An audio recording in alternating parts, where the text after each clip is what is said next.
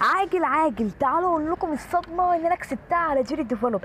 انا يا جماعه كسبت فلوس من على جيري ديفلوب، كسبت 0.1 سنت.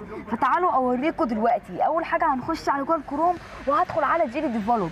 حرفيا انا كسبت فلوس حرفيا، وتعالوا هتلاقوه مبلغ قليل بس هتشوفوا بجد الصدمه اللي انا كسبتها.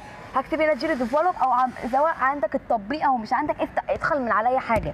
لو عندك التطبيق ادخل عندك جوجل كروم اي حاجه، بس انا ما عنديش التطبيق، بس انا هدخل من على جوجل كروم.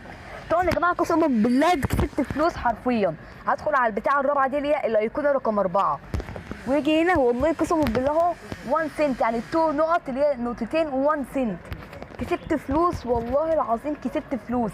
بس انا عشان الحساب ده لسه عامله جديد، يعني لسه عامله اول امبارح او من 20 يوم، فهو عشان لسه اول لعبه انشرها على اللينك اللي قدامكم على الشاشه ده اللي هو GB.games اللي انا نشره قدامكم ده، فكسبت فلوس. فطبعا هي اللعبه عشان اتشهرت شويه فكسبت فلوس، لكن لو لعبتكم اتشهرت قوي هتكسبوا حرفيا فلوس جامده. وممكن تسحبها هنا نقط، اللي هي النقط دي، النقط اللي قدامك على الحساب دي بتيجي تدخل عليها هنا كده اعملها لك. شايف الكويز اللي على الشرط دي؟ هي دي اللي هو بيقول لك بره هنا حولها. لكن لو عايز تحولها ريال دي طبعا مش متاح لك تكمل دولار او دولارين عشان تقدر تستلمها. وصلى على النبي.